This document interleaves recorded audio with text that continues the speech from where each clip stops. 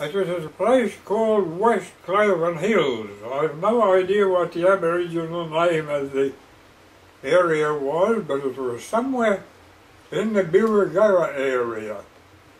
These people were one of the first settlers in there, and they'd built a, well, I suppose a cabin.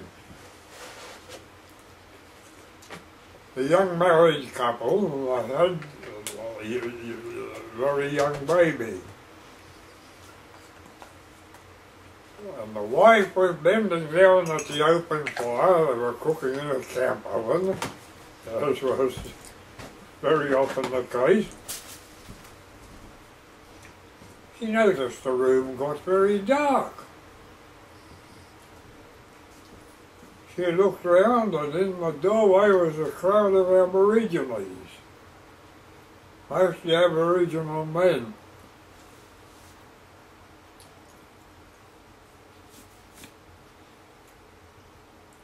Anyway, she panicked.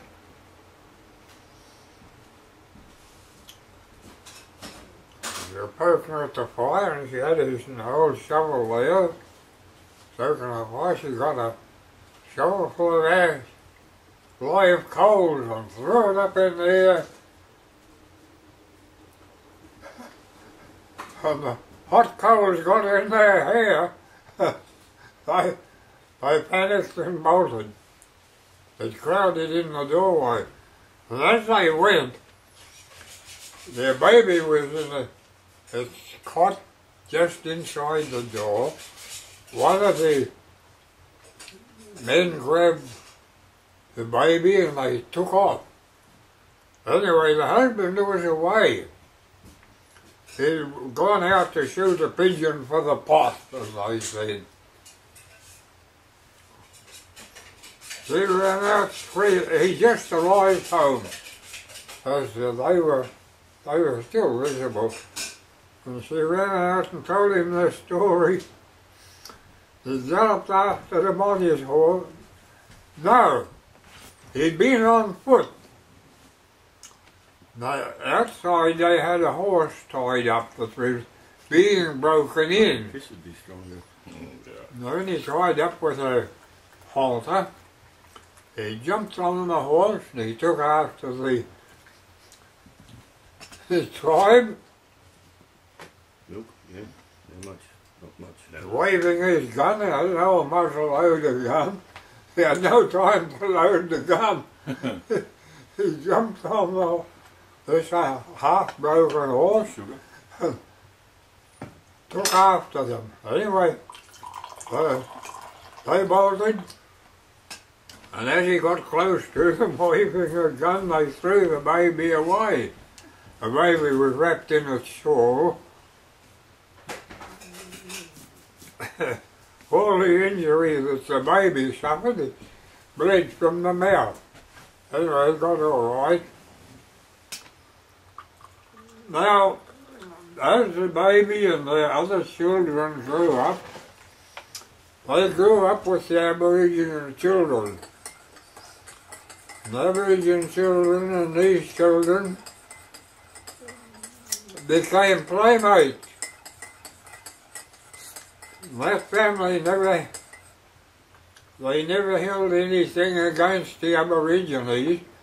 They became quite friendly with the Aborigines and treated them very cordially.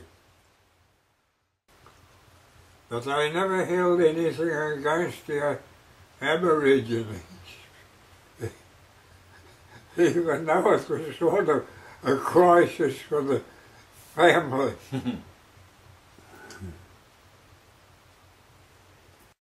Grew up with the Aboriginal kids, and the Aboriginal kids used to come there and play with them, and so on. Now the baby that they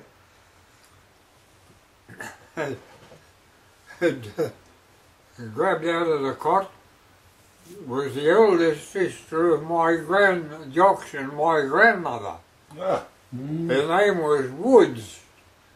Her husband's name was John. They was John Woods, Mr. and Mrs. John Woods.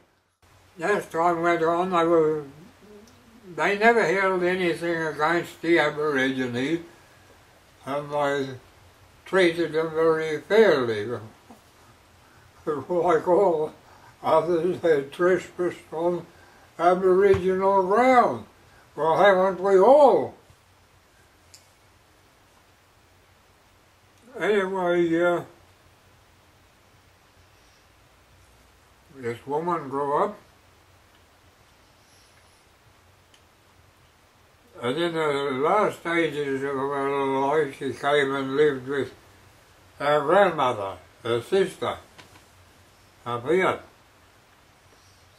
And she's buried in the Alberton Cemetery. When you go in the Alberton Cemetery gate, on the left is, what was her name? I don't know what her name was, Margaret, or, no, Margaret was our grandmother.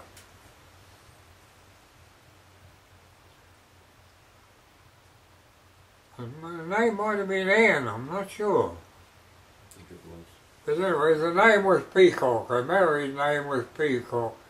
And I think she lived to a pretty good age.